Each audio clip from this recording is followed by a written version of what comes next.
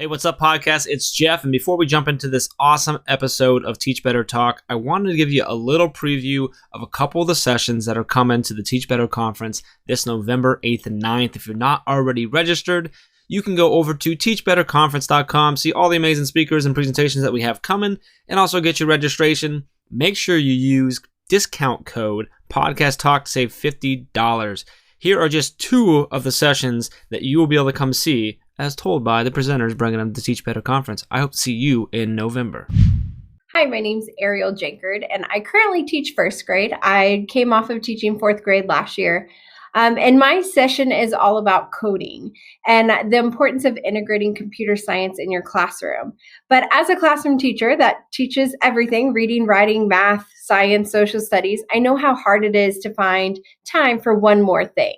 And so I have found ways to integrate computer science into those other curricular standards so that it's not an additional thing, but just mixed in. It's also super engaging for the kids, and I'm excited to share some tips and tricks to help you integrate that into your classroom. If you're not sure about coding, this is still a great session for you because I think it will help you see the why behind it all. I hope to see you at the Teach Better Conference in November. Greetings, my name is Tracy Berry McGee, and I am from St. Louis, Missouri. I will be talking about how I define me, not the bully. Yes, we're talking about relational aggression with girls, how important it is for girls to define their voices, and what it looks like when we have positive social emotional mentoring wellness circles. So I look forward to seeing you all, and hopefully if you haven't registered, you go register now at the teachbetterconference.com. Talk to you soon. Bye-bye. You're listening to the Teach Better Talk podcast featuring expert educators eager to share progressive tactics to reach more students. Teach Better Talk is created by teachers and fueled by passion. Let's get started.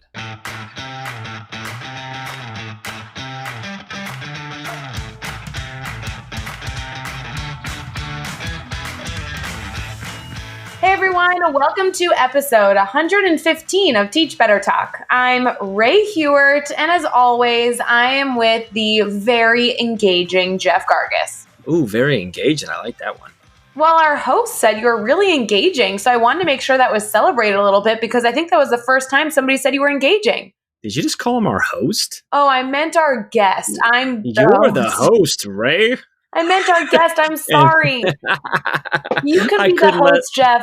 You can host with Michael. I'll just be here. Me and Mike. Yes, I think Mike would be a great host, he and I, and then you can be the guest. You'd miss me. Come on. I miss you every day, Ray. That was the nicest thing you've ever said to me. I know. It's crazy. You know, we were together this weekend, and when I say I mean, of course you know, because we were literally up until 3 a.m. 2 nights in a row, and then we started working at 6 a.m. essentially. At least that's when I got up to shower, and then we, I guess maybe worked at 7. But regardless, because you were there, because we didn't sleep. I was there. Yes. And it was great. That's true. We did a lot of, we signed a whole bunch of books. We did a whole bunch of books that we signed for giveaways and all that type of stuff. But then we also did a lot of work related to the Teach Better Conference, which is not very far away. So Jeff, I have the most important question that all of our listeners are wondering, and I am on pins and needles, very much wanting to talk about this topic. So are you ready for this epic question I have for you? Sure. What are you wearing to the Teach Better Conference? That's a great question. I mean, most likely I'll be in jeans with some sort of button-down shirt because that's kind of what I wear everywhere. I don't know that I've seen you in anything but jeans and a button-down shirt. That's just what I'm comfortable in it. It typically passes for good enough for a business casual type thing. I mean, sometimes I'll have a business slacks on with it. Jeff Gargis, did you just say that it was good enough? You're settling for good enough? When it comes to my fashion, yes. Oh, well, I think you're pretty fashionable. You got some good button downs. I think that's a pretty good option for you. That's usually how I roll. Are you doing the prom dress? That's what we discussed. Are you bringing the prom dress? Is that how you're rolling? I was originally thinking about wearing my prom dress, and then I was thinking of renting a tuxedo because I know people do that. I also went shopping today at H&M and Loft, so I think that I have some options in terms of them. I think that Loft should hire me as their spokesperson because I walk in and they know me. It's embarrassing. So I'm all about the picking my outfit. It's close enough that I need to start thinking about those things. I want to make sure that if you're listening and you're coming to the conference, that you do not have to do any of that. You can wear jeans and a t-shirt.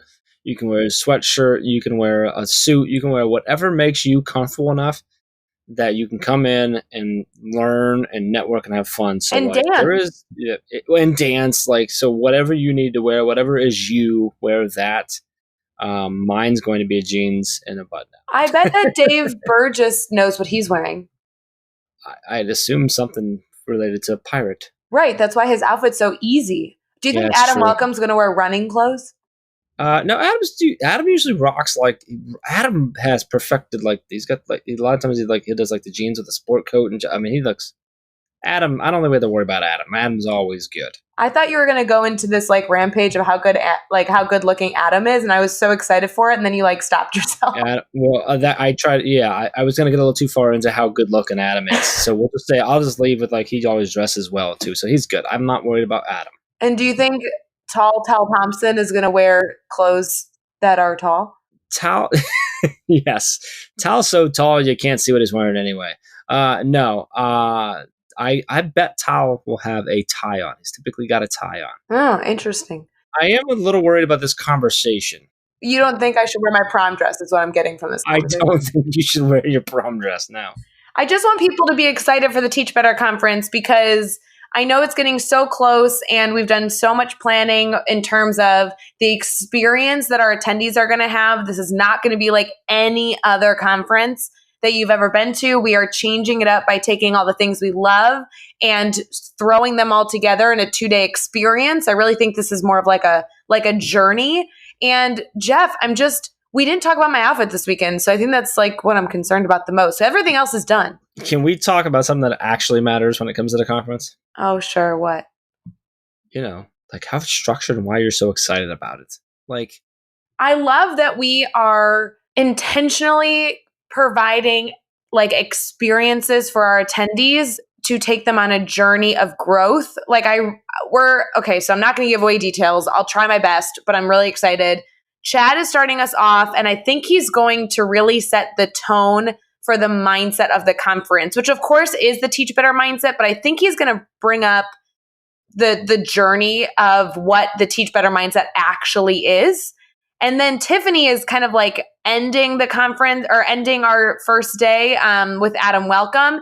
And the activity that she is having our attendees do, I think it's going to be extremely impactful. And I will not spoil that because it will be worth being there the moment it is revealed. Saturday morning, before I introduce Dave Burgess, we are focusing on some really challenging ideas, some harsh realities that I'm so excited to facilitate. And I talked about this on a podcast earlier, and so I want to bring it up again. Jeff, I think one of the parts I'm so excited about for the conference, outside of the networking events, is your ending keynote. And I know that seems weird because I know our listeners are like, wait, Ray's complimenting Jeff. Like I am, because you are, how do I say this without spoiling it? You are legitimately going to explode people's minds with the activity that you are having people do before our conference ends. Like usually people kind of ditch out on the last moment of the conference. They're like tired and they've learned a lot. I think that what you're talking on is the epitome of what the Teach Better team has built every part of our group on. And I'm so excited. I don't know that I answered your question, but I love the structure. I think so. I think you wrapped it up pretty exactly how it needed to go. So I love that. I'm super excited. If you're not already registered, there are a few spaces available at this point. Yeah, I hope there's still spaces available when this. Yeah, by the time this actually comes out, I think. Well, we'll see. Maybe there will be, maybe there won't be. But you can try to go. Hopefully, there still is for you. So go to teachbetterconference.com. Use the code Podcast Talk. It'll save you $50 on either of the 2-day registrations. Come hang out with us. We're getting started with the network and stuff on Thursday night before the conference even starts. So if you're in town for Thursday night, we're going to have a place for everybody that's going to be meeting up to just hang out, get to know each other, and then we get going bright and early on Friday. It's Pat Friday, Saturday.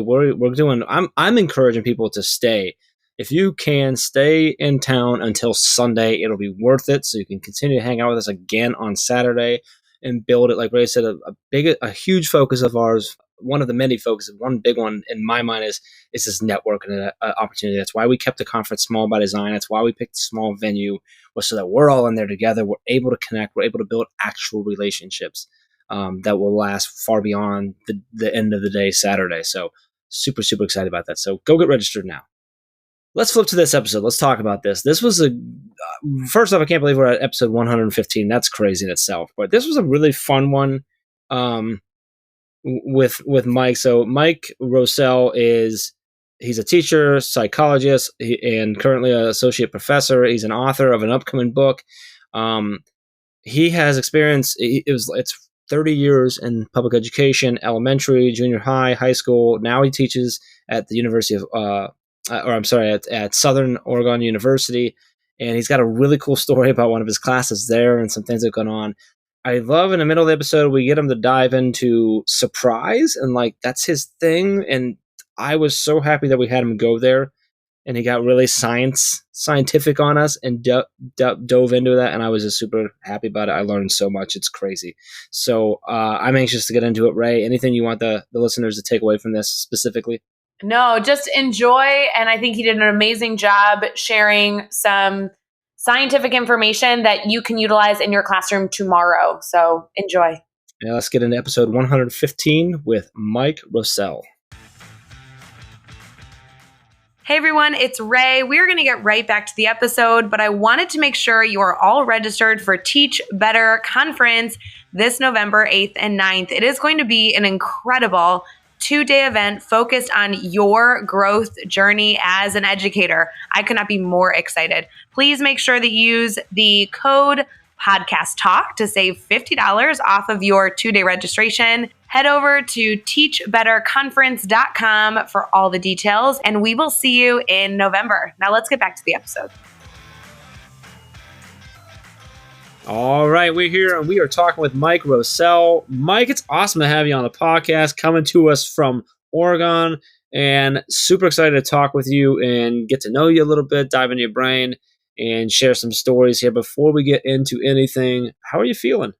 Well, I'm feeling pretty good. I'm excited to be part of the show, and thanks for inviting me to be on your podcast. Oh, we are going to have so much fun. I know you have a ton to share. Before we dive too deep into it, would you mind kind of sharing with our audience all that you do? I feel like the list must go on and on, but I think it's going to be really important for them to kind of have a background on you as we dive into all of the stories.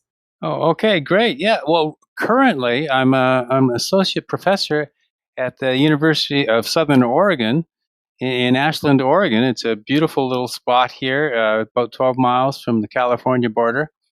It's sunny, it's beautiful, wine country, and lots of adventure leadership programs. Initially, I'm from Canada. I did most of my public school teaching up in Canada.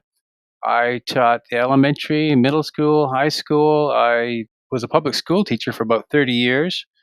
And I've taught at the University of Oregon, Southern Oregon, Seattle Pacific, and I'm also a psychologist. I actually spent a few years doing forensic psychology, and then got out of that. I got to get back to education. That's where my heart is. Oh, I love that. I love that you've done so many things, and then I love how you wrapped that up with "I had to get back to education." That's where my heart is. So I'm even more excited that we have you on now. So that's great. I'm looking forward because I love chatting with people who have had such an expansive career as you have and done so many things, because I know there's a lot of good stories for my next question, which is all about failure. So can you tell us about a time that you've had a failure? What happened? How did it make you feel? How did you overcome it? And then what did you take away from that experience? Gosh, when you talk to a guy who, well, I'm sure you do lots of failures too. I have to say initially that it was really hard for me to answer this question because, I struggle with the term failure itself. I've made a lot of mistakes in all areas of my life, and when my mistakes created a problem or a pain for others, I like to apologize and say I'm sorry, but it was out of ignorance. I didn't do anything to intentionally hurt or cause you a problem. It wasn't out of malice. But when I make mistakes, if I don't like making mistakes, I don't like them. But when I do, it hurts and I don't like it. But usually I can laugh about it later, and telling how you made your mistake and what you learned is often pretty funny. And funny stories are important because it's good to laugh at your mistakes. If you can move forward a lot easier. So, but I'll tell you about something something that happened to me just recently that your listeners might be interested in. They last year I taught 2 sections of the very same course, and one section it was in responsive learning environments, or what a lot of people might call classroom management. I had 2 sections of graduate classes, and at the end of the class, at the end of the term, I got the highest evaluations from any class I've ever got in all my career. It was scored on a scale of 7, 7 being the highest or outstanding, and I averaged a score of 6.8. Wow, blew me away. The other very same class, it was 3.4. It was just 2 sections of the same class, and those were the worst evaluations I ever received. So, I thought, what am I doing, or what's going on here? And I couldn't quite sort it out. So I was going to teach that class that gave me the very low evaluations. I was going to teach them in the subsequent term. And so what I did was I bent over backwards. I worked extra specially hard trying to meet their needs, trying to do everything I could, trying to really just work extra hard.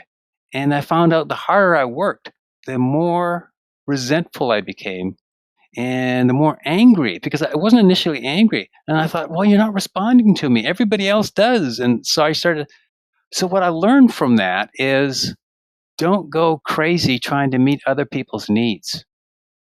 And I have a wealth of experience of 40 years in education, and the vast majority of my evaluations were very good. And here I am working my tail off trying to meet the needs of a small group. And I still don't know to this day why my evaluations were so very low. And that's my story of I don't even know if that's a story of failure, but it still hurts. Yeah, no, I think it's an interesting story because you could look at it as a failure, but also like I think the successful piece is what you took away from it of not putting so much value and worrying so much about what and bending over backwards for someone to kind of take it that way. And hopefully you haven't received more of that really low scores and you continue to do better, then obviously then you may want to look at it. But like, realizing that sometimes that's how it is and you can't change everything and bend over backwards just because you might have had a bad score there. It would be really interesting to figure out, maybe go back and ask them, but I don't know if that's even possible, but it'd be awesome to figure it out. But that is crazy that 2 of the same courses, the same course taught 2 different groups that came up so differently. It was really interesting. It is crazy. And hey, and to you listeners out there in your first year or 2 of teaching, just, if you get a bad evaluation, don't go crazy with it. Put it in some context and learn from the bad evaluation, but it doesn't mean you're a bad person. That's incredibly crucial advice right there. So I'm really glad that you added that in. So now let's flip around. Let's talk about a successful moment you had. This can be something big or something small, but tell us what happened. Why was it a success for you? And then what did you take away from that? Well, I teach graduate students and students or who are going to become teachers. So this year, I decided to start my class without telling them by doing a Thriller dance from Michael Jackson's Thriller. And it was a risky move for me. It was probably a risky move for anybody to start a class when your students had never even met you. And I'm setting up the class. I've got music on. I always have music at the beginning of my class as I'm setting up. And then I just spontaneously broke into a Thriller dance. And I had mixed reviews, or not mixed reviews. The first class I did this with, they were all shocked. They just stood there or sat there and looked at me. And I'm a required class, so they can't drop me. And another class, I started another section that same way. And so, what was successful about it? Well, I believe that as teachers, we're always asking students to step outside there. Not always, but often asking our students to step outside their comfort zone. And so I think if we're going to be successful as teachers and ask our students to step outside our comfort zone, we should do it from time to time too. And that was successful for me. I think I made the point. I think that's a huge component. I think that your background and being in a lot of different aspects of, teaching is going to allow you to really answer this question well about what keeps you excited. I think that there's, depending on how you got into education, I think that really affects what fuels your fire. So what is keeping you excited about education and passionate and, wanting to go into classrooms and start off with a crazy dance? What really keeps you going? Hey, why are you calling it a crazy dance? You weren't there, Ray. No, I more so had a really great image in my head that I was like, wow, I wish I was there for that. Oh, okay. Hey, thanks. Hey, what keeps me excited? Well, I'll try. What happened when I was young, I had ADHD and I had a reading disability. And so I wasn't a fun student to teach because I had problems and I was kind of like that goofy kid who's always off the wall.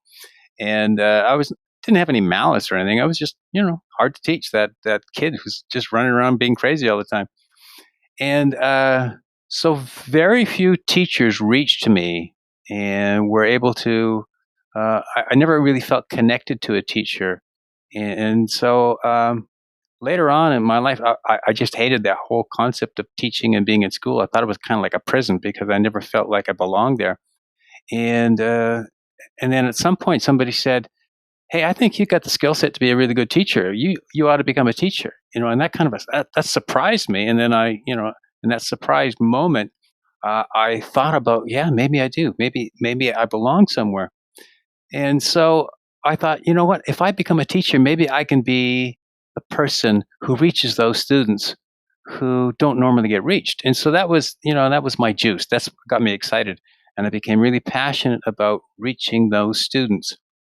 And then what I really got excited about after that was, about a decade or so into my career, I started to wonder, how are students getting influenced? I did a bunch of classes on hypnosis, and I wanted to hypnotize things, and so hypnotize everybody I could. I was like that insurance salesman, the brother-in-law that buys insurance and sells it to everybody he knows, and then run out. What are you going to do now? So I hypnotized everybody I could just for the heck of it, and then after that, there was nobody left to hypnotize. So I thought, well, maybe I can hypnotize my students, and so I wrote the parents, said, "Hey, parents, can I hypnotize your students?" And they all said, "Sure, fine. Just get them to take out the garbage, do their homework." Now, this was quite a long time ago. So I started doing hypnosis. And when I started doing hypnosis with students, just for fun and with the permission of the parents, you teachers out there, don't try this at home. So when I did that, I started to get this crazy idea.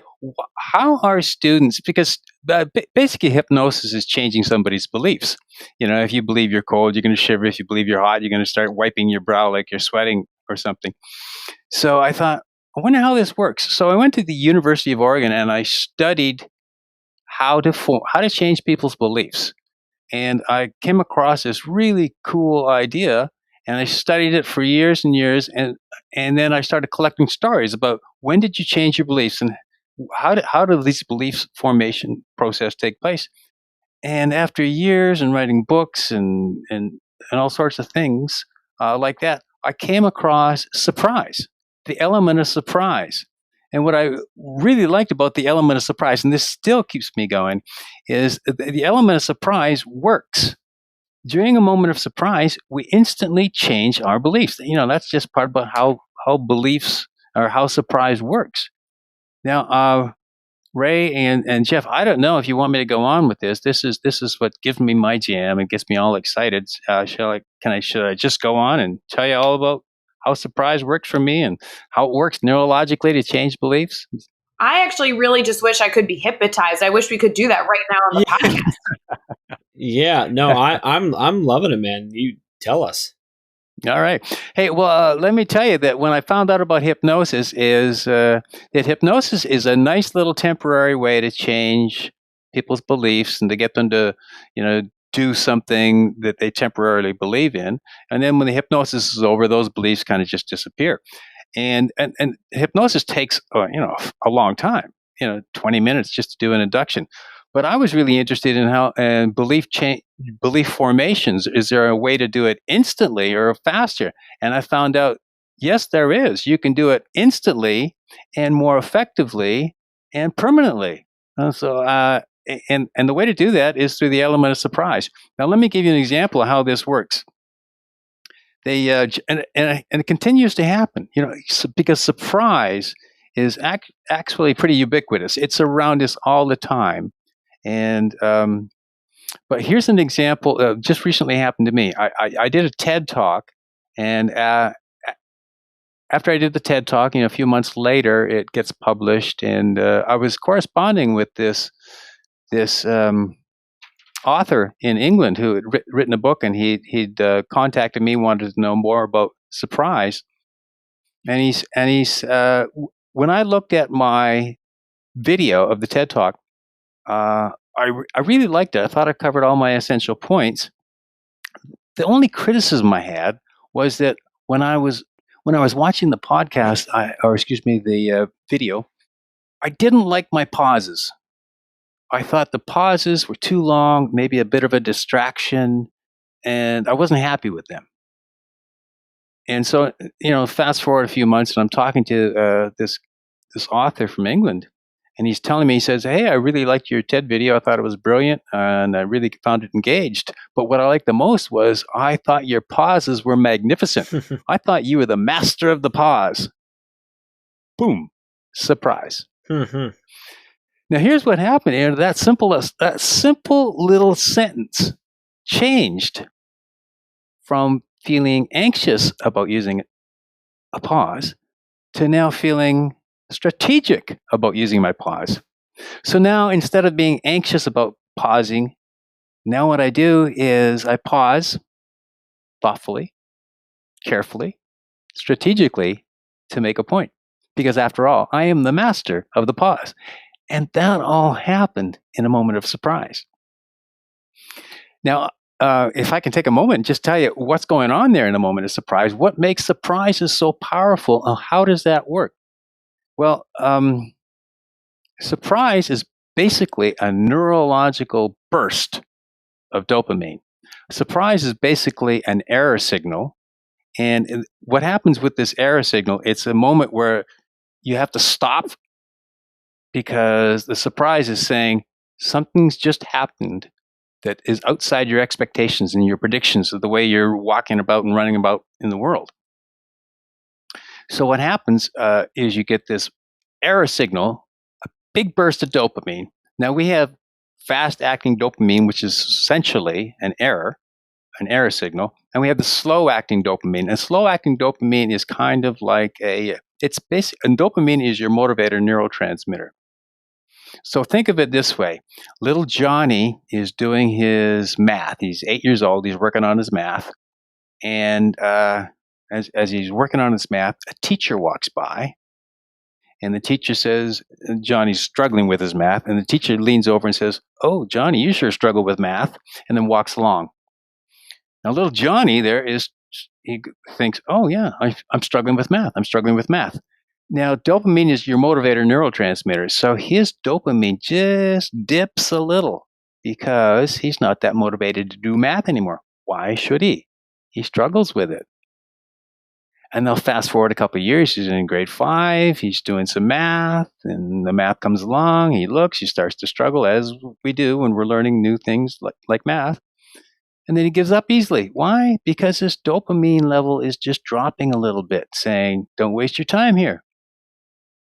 Let's go back to that original scenario where young Johnny is working on math. And as he's working on math, and he's struggling, now an enlightened teacher like Jeff or Ray walks by and says, hey, the way you stick with it while you're struggling is a sure sign of a strong learner.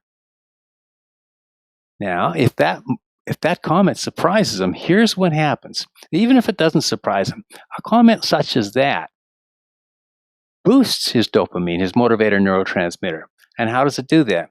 Well, he's struggling with math, and you've associated it with being a strong learner.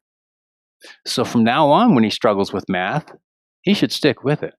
Why? Because it's a sign of a strong learner, and he's a strong learner. So what you do, comments such as that, whether there's a surprise or not, it boosts it. It boosts it a little bit, and now you're more prone to struggle. When you struggle with math, which is inevitable, you're prone to work a little harder at it. After all, it's a sign of a strong learner, and you're a strong learner. So what happens during a surprise? Surprise is a neurological event. It's an error signal. Now, Schultz out of Cambridge shows us that a surprise, this error signal, this big boom, this neurological event that happens to you, actually has two phases. The first phase is an all alert saying, stop what you're doing. And you probably know those surprises in your life where you stop, you look around, and you have to assess what's going on. Mm-hmm. And that only lasts a few milliseconds. Just stop whatever you're doing. Pay close attention. And then the second part of the surprise, which is the belief formation process, is learn instantly. Now, the reason we have to learn instantly is because our ancestors, in our ancestral past, a surprise usually meant imminent danger or immense opportunity. And if you stop to think about it, you probably perished. And so those genes didn't get pushed forward much. So we have this genetic heritage to learn instantly during a moment of surprise. So what happens is you get this huge neurological burst during a surprise. And if it's a good surprise, that's going to make your that little dopamine soup that you have, that slow-acting dopamine, is going to stick with you, and it's going to benefit you, and it's going to motivate you to do whatever you were doing. Research out of Leiden University in the Netherlands shows how surprise, this big neurological burst, we don't tend to recognize surprise as a separate emotion. But surprise is always a negative event, even though you can have a positive result or a negative result. It's always a negative event because a surprise is basically a disruption. What just happened? And we tend to blend it with the emotion that follows. For instance, if you were at Starbucks and this friend from Europe showed up and you thought she was still in Europe, and she goes, "Hey, hi Jeff, hi Ray," and you go, "Wow, it's a big surprise." And you tend to think that was a great, wonderful moment, but you forget that it was a surprise, and surprises tend to blend with the emotions that follow, and they boost them. So when you surprise somebody, like Nick, like that author did with me, hey, you're the master of the pause. When you surprise somebody with that, this great big neurological burst, the storm, it charges, it just connects all those axons and dendrites in your brain and makes all this big connection, and it's like a belief formation on steroids. It's kaboom, it's there, it's instant. And then ever since then, now when I pause, I do it strategically.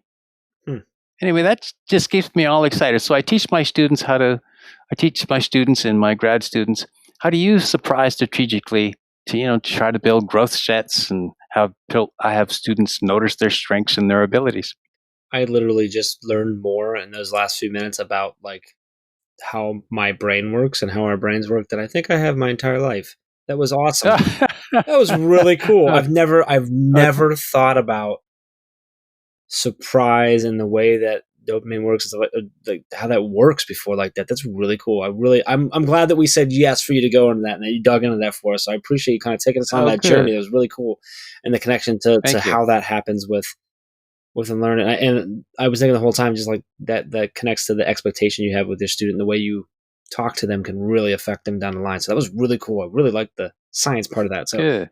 Awesome. Thanks, so, all right. So we're going to do something fun now. We're going to put you to the test here. We're going to do the next 6 questions. And your goal, Mike, is to answer each one in 15 seconds or less. You ready to go? Oh, each question in 15 seconds? You got a whole series? Well, if you want to go for it, we have had some that have tried to get all 6 done in 15 seconds, but that's pretty tough. Oh, I just go 15 seconds or less, because here's what we figured out is when you're talking about things like recommendations and stuff, we tend to want to explain why we recommend them, which makes 15 seconds actually pretty difficult to do. So we'll see how you do here. Okay. All right. All right, you ready? Yeah, I'm ready. All right, what's one ed tech tool you cannot live without? I use Blend Space, and because I use Blend Space because I use media. I use lots of links and everything in each class. So I have a Blend Space, which is a collection of all these links and media, and I just go to that class and I just pull them off, and they're there to fire off. Awesome. What's a book that you're reading right now? Oh, I just started Educated by Tara Westover, and it's a fascinating book. It's a true story from the Randy Weaver days, back when she was an isolationist, a child of an isolationist. Who do we need to follow on Twitter or Instagram today?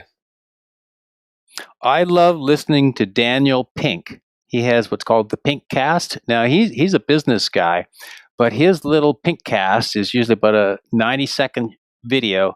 And every time he sends one, I learn a lot, and I usually pass that wisdom on to my students.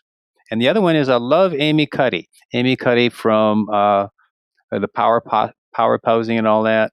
It just seems to make so much sense. So I started following her, and she's pretty funny. So I enjoy it. Amy Cuddy and Daniel Pink. Love it. What's a good YouTube channel or website for educators? Well, I think Teach Better is probably the tops. I listen to Science Versus. That's out of Australia. I love it because they really delve into just goofy questions and some really interesting questions. Like, for instance, if you're going to go to the bathroom, should you hover or put toilet paper down in the seat? Which is the best? And so they interview all these microbiologists, and they get these interesting ideas. And another one that I really like is A Mighty Girl. And A Mighty Girl just seems to have all the cool things that young girls and young women need to because we need to really endorse strong women and give them every opportunity. Love it. Give us a daily, weekly, or monthly routine every teacher should get into. For sure. All the teachers out there, you need to find something funny in every day. If you can find 10 things, great. But you need to find something funny, and it's right there. You don't have to be funny. You just have to find funny. And write down some of those stories. Share them with your students. Share them with the teachers in the teacher lounge. And weekly, I just got to say, you got to exercise, eat well, and you have to find a life outside of being a teacher. Yeah. Because we all know teaching can eat you up, and it feels so good until one day I'm burned out. Great advice there as well. And what's the best piece of advice you've ever received? Well, about 30 years ago, my wife was also a teacher.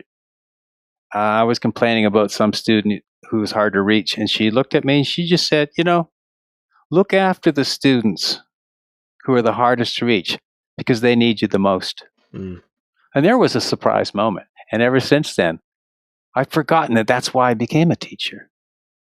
And ever since that moment, that big reminder got me right back on track. I think you did pretty good, Jeff. What do you think? Oh, I think it did awesome. Right. All right. Michael, I want to make sure our listeners can connect with you and continue to not only share in your insight, but see your recent TED Talk. So would you mind kind of providing us your Twitter, your website, however you feel like our listeners can best continue to learn from you and alongside you? Sure. The Twitter account's pretty easy. It's my last name, Roussellm. M for Michael. Rousell M. That's my Twitter. My website is myfullname.com. MichaelRoussell.com. And my Facebook page is Michael Rousell, if you want to follow. And I'm about 9 chapters into an 11-chapter book. I've finished. It's going to be coming out, The Power of Surprise. And so keep your eye open for that one, The Power of Surprise, and you can learn all the little nuances of surprise, how it works, and the science, and lots of examples of it in use, not just in education, but for parenting and business and all. Oh, I love it. And after what you shared on this episode. I'm super excited for that book. So we're going to keep an eye out for that. You know, you can find all the links and resources, everything that we've talked about with Michael over in the show notes. And I will make sure that when that book comes out, that also gets put in that show notes, a link to that. And it'll have all those links to connect with Michael as well. So make sure you head over to teachbetter.com for that. Be sure to hit subscribe so you don't miss any upcoming episodes. And if you can give us a rating and review, we'd really, really appreciate that as well. And let's keep taking this one step further. Think of just 3 of your colleagues who need to hear these amazing stories and then share this podcast with them. We appreciate that. Mike, man, this was an awesome episode. I really, really enjoyed this. I'm excited for people to hear. I just love the dive you did into the surprise and stuff. So I'm really excited about that. We really appreciate you coming on, having fun with us, and sharing a little bit of your story, man. Thank you. Great. Thank you, Jeff. Thanks, Ray, for including me in this pretty awesome show and website and everything about it. It's pretty cool. And until next time, let's get out there and let's teach better.